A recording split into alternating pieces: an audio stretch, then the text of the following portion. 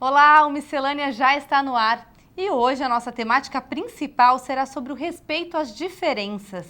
Falaremos sobre inclusão social, gêneros e racismo. Então, eu convido você a nos acompanhar neste programa. Fique com a gente!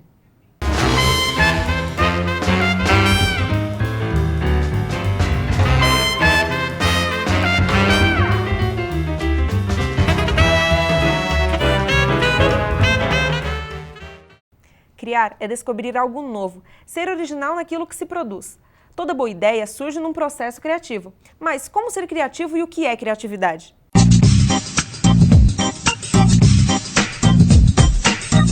Bom, criatividade é a capacidade de dar existência a algo novo, único e original. Ela pode resultar da junção de dois ou mais elementos ou imagens mentais, ou ser a percepção de algo existente de que não se tinha noção. E para estimular a criatividade, podemos desenvolver algumas atividades simples. Relacione-se com pessoas com os mesmos interesses que você e conte para elas suas ideias. Frequente ambientes culturais e trabalhe intensamente sem medir esforços para alcançar seus objetivos. Criatividade, simples assim. Legal, Rebeca. Bom, a inclusão de pessoas com necessidades especiais contribui para o desenvolvimento das interações, afetividade, valores, autoestima e comunicação. Mas mesmo assim, essa questão da inclusão social em todas as áreas da sociedade ainda é muito principiante no Brasil. Recebemos aqui a Liliane Salviano, coordenadora do projeto Despertar Talentos da Agape. Seja bem-vinda. Obrigada. Bom, de que maneira então que essa inclusão contribui para o desenvolvimento social dessas crianças? Bom, você tem que imaginar que é uma criança especial, mas é uma criança, é um ser humano, né? Essas crianças são muito invisíveis. As pessoas especiais na nossa sociedade hoje, elas não têm a visibilidade que a gente espera, mas são pessoas normais, então elas precisam interagir, precisam ter amizades, participar da sociedade como qualquer outra pessoa. E você coordena um projeto chamado Despertar Talentos. Isso. Em que consiste esse projeto? Esse projeto, ele visa usar as linguagens da arte, tá? Como uma terapia, como uma forma de desenvolver essas crianças.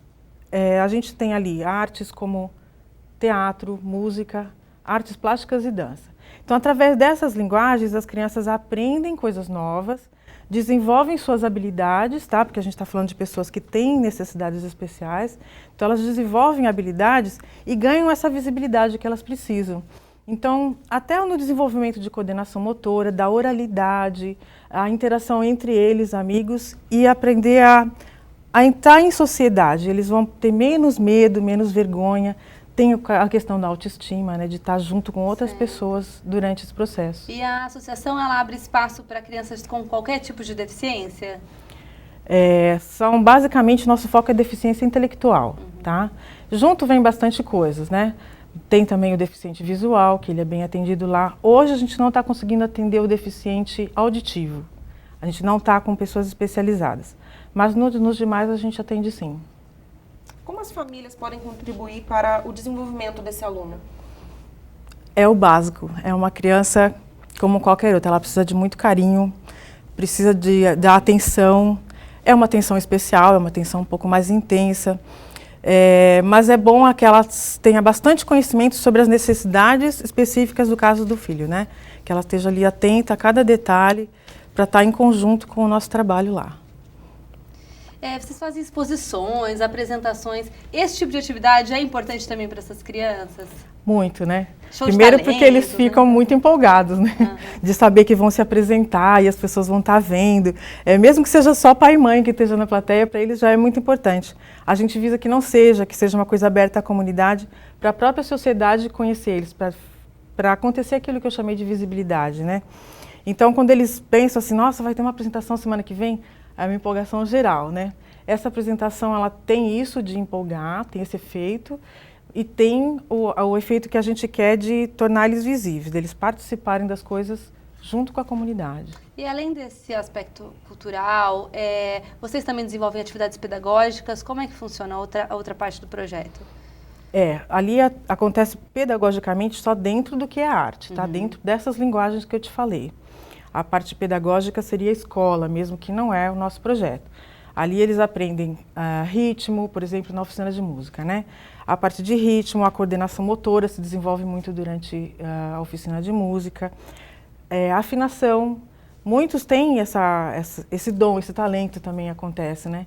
E saem dali cantando. Cantar todo mundo canta, né? Cantar é uma coisa de você se desinibir e soltar. Vai aprendendo a afinar, saem coisas bastante interessantes dentro dessas aulas. Todos os monitores são especializados na educação especial, então eles sabem lidar, tratar com cada um especificamente. Liliane, você falou da escola. O que é a Associação Ágape e como ela ajuda o projeto Despertar Talentos?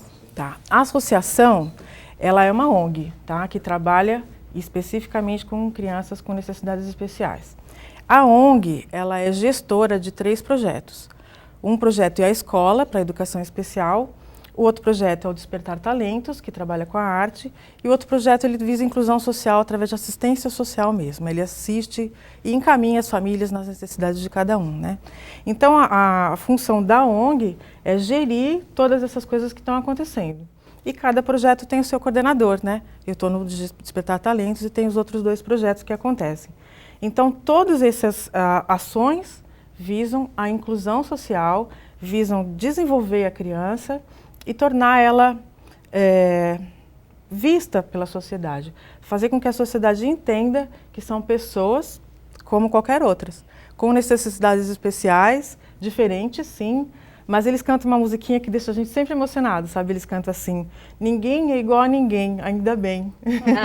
Que é muito lindinho, ainda bem mesmo. Então a questão é cabelo, é gordinho, é baixinho e eu ando com a perninha um pouquinho torta e eu sou diferente. Como é que é essa relação entre eles? Porque ali dentro eles têm deficiências diferentes, sim, né? Sim. Como que é a relação? Eles se respeitam nesse sentido, muito? É tipo sonho, né, na sociedade. Eles se entendem perfeitamente, muito. Perfeitamente. Não parece que tem diferença, é igual, a gente é igual. Eles se respeitam, se ajudam. A gente percebe assim um carinho de um pelo outro quando alguém tem uma dificuldade de caminhar, por exemplo, chegar até um toalete. Alguém levanta e fala, tia, posso ir com ele? E vai ajudando, vai dar o braço, dar o apoio, ajuda na realização da tarefa. É muito bacana, somos juntos mesmo. E são só os alunos da Ágape que participam do projeto? Não, o projeto é aberto para toda a comunidade, qualquer pessoa. Inclusive, a gente tem 20% das vagas para não deficientes, tá? Uma criança, porque a inclusão é isso, é para estar junto, né? Senão fica um gueto, só nós que podemos estar aqui. Então tem aula de artes, de dança, de teatro e de música para as crianças da comunidade também. E como que as pessoas podem fazer para participar, para buscar mais informações? Então vamos lá. Você pode conhecer as coisas do projeto pela nossa página no Facebook, Projeto Despertar Talentos. Você pode entrar no nosso site, é o site da ONG, www.agape-sjc.org.br. Qual é a faixa etária? O projeto atende de 12 a 29 anos. Bom, professora, a gente vai ter que parar agora um pouquinho a nossa conversa, mas não sai daí que logo, logo a gente volta com muito mais no Miscelânea.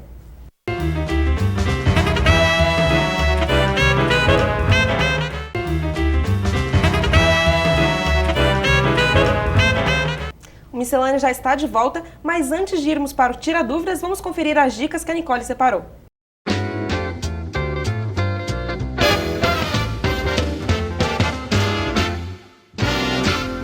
Olá, meu nome é Nicole Scarpel e eu sou estudante de Design de Moda da Univap. E o Dicas de Moda de hoje auxilia vocês homens a comprarem calças jeans.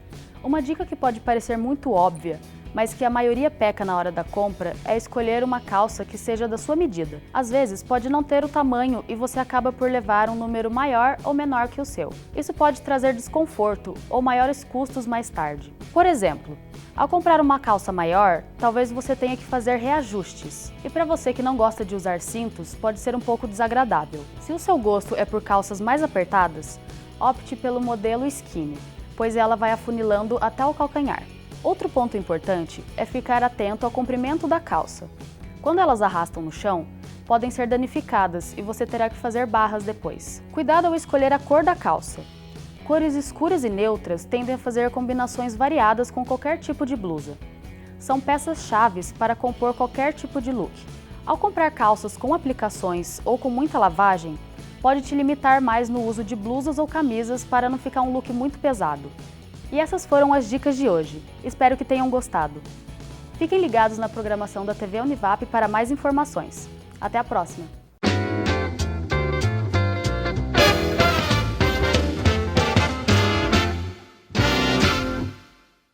diversidade, uma palavra muito utilizada pelas pessoas. Mas será que essa diversidade é mesmo respeitada? Será que sabemos lidar com as diferenças?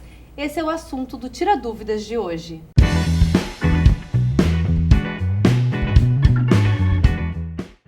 E nós recebemos aqui no estúdio o professor Daniel Fernandes, do curso de Direito, especialista em Sociologia e Antropologia. Seja bem-vindo, professor. Obrigado.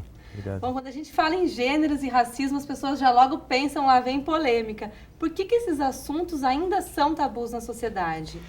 Então, eu acredito que seja pelo fato que a nossa democracia ela é muito nova ainda. E nós sofremos um déficit democrático muito grande com os negros, com as mulheres, inclusive. E, bom, atualmente o Congresso tramita no Congresso Nacional ao menos 5 projetos de lei que têm como objetivo interferir diretamente nos conteúdos abordados em sala de aula, como, por exemplo, o debate sobre gêneros e sexualidade. Por que falar sobre gêneros na escola? Eu acredito que seja importante pelo fato de que a gente precisa informar os jovens, né? A nossa sociedade, ela é uma sociedade patriarcal, né? E que é necessária discussão sobre essas temáticas. A gente precisa falar em pleno século XXI que já não é mais aceitável. Não que antes fosse, mas agora principalmente não mais. Mas há muita resistência quanto a isso, né, professor? Sim. Especialmente de igrejas, né, que até estão se unindo para combater até o uso dessa palavra gêneros, principalmente dentro da sala de aula. Nós temos, né, um congresso extremamente conservador, aliás, o mais conservador desde 1964. E dentro desse congresso, onde tramitam essas leis que dificilmente passam para se discutir essas relações, essas questões de gênero e de racismo dentro de salas de aula, eles distorcendo mesmo, dizendo que vai interferir na opção sexual do filho, enfim. Né, e esse congresso ele impede determinadas questões. E isso precisa ser discutido a todo momento, a todo instante mesmo. E como é que está essa questão atualmente? Ela ainda é complicada, né? As redes sociais elas dão uma liberdade muito grande de se falar, e então as pessoas elas acabam tocando nesses assuntos e ofendendo de certa forma, né? Professor, então o senhor acha que o justo seria, além de ter na escola o assunto gêneros e racismo, por exemplo, religiões? Esse seria o justo? Eu acredito assim, em escolas públicas, religião não. Né? Eu acho que é uma questão, deve ser opcional, sempre como opção, né? Mas a questão de justiça, eu acho que vai para além dessa discussão. A gente precisa ver mesmo sobre a questão da própria pessoa, né? Ou seja, o que não ofende a pessoa. Né? Eu acho que é nesse aspecto que precisamos pensar e nessas discussões, óbvio. E, professor, tamanha repercussão desse assunto, o Enem, né, de 2015 abordou temas como racismo e também essa questão de gênero, além da violência contra a mulher. O que isso representa? Foi extremamente importante essa abordagem que o Enem fez na sua avaliação. Inclusive, um dado que foi feito pelo o telefone 180, onde se denuncia, né, as questões de violência, de segunda para terça-feira, logo após mesmo, a semana seguinte à prova do Enem, eles receberam 360 mil ligações de denúncias contra a mulher. Então, assim, realmente a prova ela realmente tensionou bastante essas relações e colocou a mulher mesmo como uma protagonista da própria vida, né? Isso até porque, posteriormente à prova, isso repercutiu muito na mídia, né, na imprensa. E algumas questões promoveram também essa reflexão sobre o que esperar do país em relação ao racismo daqui a 5 anos. Então, eu te faço essa pergunta, o que a gente pode esperar do país? Eu não sou muito otimista em relação a tão curto prazo, né? Mesmo porque essas políticas afirmativas que estão sendo tramitadas e algumas efetivadas, né? Elas ainda não suprem esse déficit democrático muito grande que nós temos no Brasil, principalmente. Então, o senhor acha que o cenário vai continuar nesse quinquênio, sim. Eu acredito que ainda há com avanços, mas não como a gente gostaria que fosse. Tem uma pergunta que nós recebemos pelo WhatsApp, vamos dar uma olhada. Oi, Fabiana e Rebeca. Eu tenho uma pergunta para fazer sobre racismo. Eu gostaria de saber se, por exemplo, os negros, eles se chamam naturalmente de negro, né? Ah, e aí negro, e aí negra e tal. Mas eu gostaria de saber, assim, eu fico pensando, será que o negro gosta de ser chamado de negro pelo branco, por exemplo? Um branco chegar no negro e falar, e aí negão, beleza? Porque eu falo isso carinhosamente para os meus amigos, mas às vezes eu fico refletindo assim, será que não pega meio mal para eles? Ou se esse racismo está só inserido na minha cabeça e nada a ver? Obrigada. Bom, tá aí uma questão, professor. Acho que uma pergunta interessante, mas eu não acredito que seja preconceituoso quando você, como ela mesma aponta, né, ou seja, utilizar essa palavra com carinho, com um amigo. Eu acho que o grande problema do racismo é quando vem com a opressão junto, né? Ou seja, quando se joga uma banana no campo de futebol, quando você ofende alguém numa rede social dizendo que, como estava na porta de uma universidade, dizendo que lugar de negro não era na universidade, e sim no zoológico, na África, enfim. Isso é muito triste, né, professor? É extremamente triste dentro de uma universidade, inclusive, né? Isso realmente é triste. É lamentável. Professora, nós ainda temos muitas perguntas, mas a gente vai ter que parar um minutinho, mas daqui a pouco a gente volta.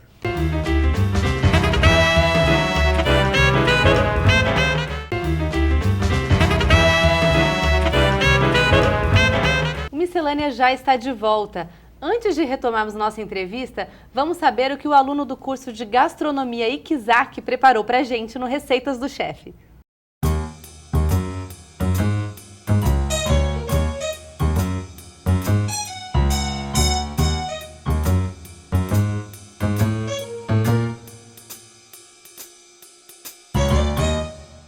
Olá, meu nome é Tshaki Oran e eu sou aluno do segundo período de Gastronomia da Univap. Irei fazer bombons recheados com maracujá.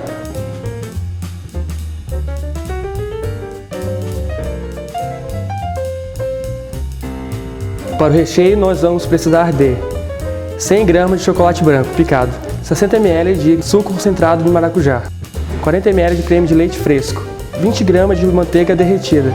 Para o bombom, iremos precisar de 200 gramas de chocolate ao leite. Para iniciar a receita, iremos derreter o chocolate branco em banho-maria.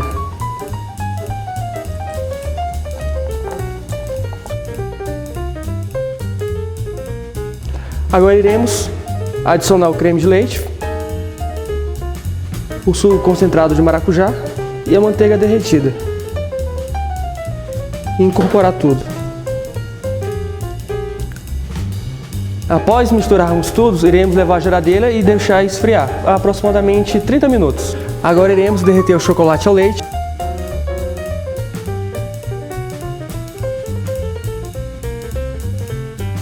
Em uma bacia com água gelada, eu vou fazer o banho-maria invertido.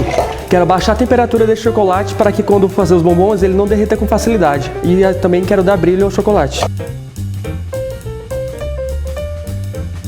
Em uma forminha para bombons, irei colocar o chocolate.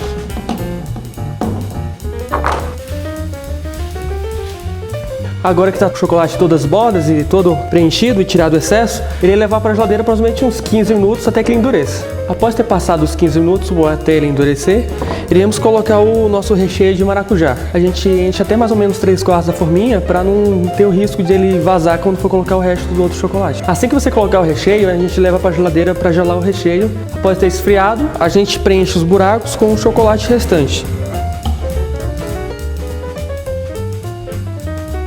Após tampar os buracos, a gente leva para a geladeira até endurecer e depois a gente já pode servir. Nosso bombom está pronto, espero que tenha gostado. Até a próxima!